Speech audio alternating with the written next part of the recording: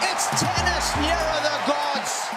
Bonjour à tous, c'est Guillaume de Sport Focus et bienvenue dans une nouvelle analyse. Alors comme chaque début de semaine, on va faire le récap de la semaine avec tous les événements sportifs qui se sont déroulés lors de la dernière semaine. Et encore une fois, ça va être divisé en 3 parties avec d'abord le tennis, le football et puis tous les autres événements en général. Et il y aura une vidéo par partie, du coup si vous voulez aller voir les autres parties, n'hésitez pas à aller voir la vidéo sur Instagram ou YouTube. Mais commençons directement par ce qui nous intéresse, c'est-à-dire le tennis. Alors cette semaine, chez les femmes, il y avait 2 tournois, dont un WTA 500 et un autre WTA 250. On va commencer par le WTA 500, avec Kasatkina qui a remporté son tournoi à domicile à Saint-Pétersbourg, et c'est vraiment une très belle performance pour cette jeune joueuse. Elle a eu un peu de mal dans ce tournoi, avec quand même 3 matchs qui ont été jusqu'au 3e set, mais au final, elle a réussi à remporter son tournoi à domicile, et c'est très bien pour elle. Elle confirme son beau début de saison parce qu'elle avait déjà gagné un titre à Melbourne en tournoi de pré-saison avant l'Open d'Australie. Et pour le tournoi WTA de cette semaine qui se déroulait à Monterrey, c'est la Canadienne Fernandez qui a gagné ce tournoi. C'est vraiment une très jeune joueuse qui a à peine 18 ans et qui vient d'exploser là. Et on va voir comment elle va évoluer. En effet, là, c'est vraiment un coup d'éclat où elle a fait un tournoi parfait sans perdre un set. C'est vraiment exceptionnel pour cette jeune joueuse. Mais maintenant, évidemment, j'attends qu'elle confirme. Alors, je n'attends pas qu'elle regagne un tournoi directement assez rapidement. J'attends juste qu'elle continue sa progression,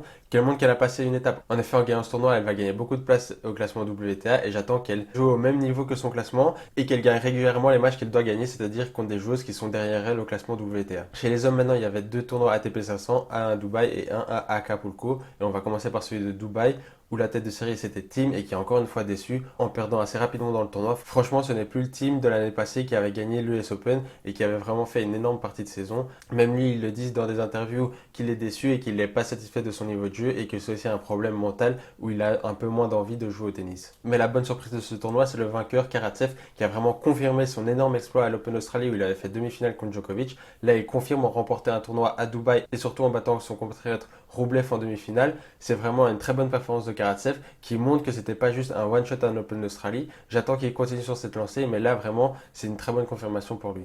Et pour le deuxième tournoi ATP de cette semaine à Acapulco, c'est Alexander Zverev qui a remporté le tournoi et qui vraiment confirme qu'il est en train de grandir et qui commence à montrer qu'il faudra compter sur lui lors des gros matchs. En effet, il a très bien joué au Mexique. Il a eu une finale contre Tsitsipas, alors il y a eu des hauts et des bas et je pense encore une fois que mentalement, il n'est pas encore totalement au top parce que lors des balles très importantes, il est encore un peu poussif, passif, où il fait que renvoyer la balle dans le terrain adverse et contre les gros joueurs comme Djokovic, Nadal ou Federer, ça ne va pas passer parce que ces trois-là ont l'expérience, ils savent comment jouer ces balles ultra importantes. C'est pour ça que je pense que si Zverev veut passer une étape et veut être un vainqueur de Grand Chelem, il doit passer cette étape mentale et vraiment se développer pour être très fort mentalement sur tous les points et jouer tous les points à fond et pas jouer petit bras lorsque c'est trop important pour lui. Voilà, si tu as aimé cette vidéo, n'oublie pas de mettre un like et de le faire savoir en commentaire et n'oublie pas de t'abonner.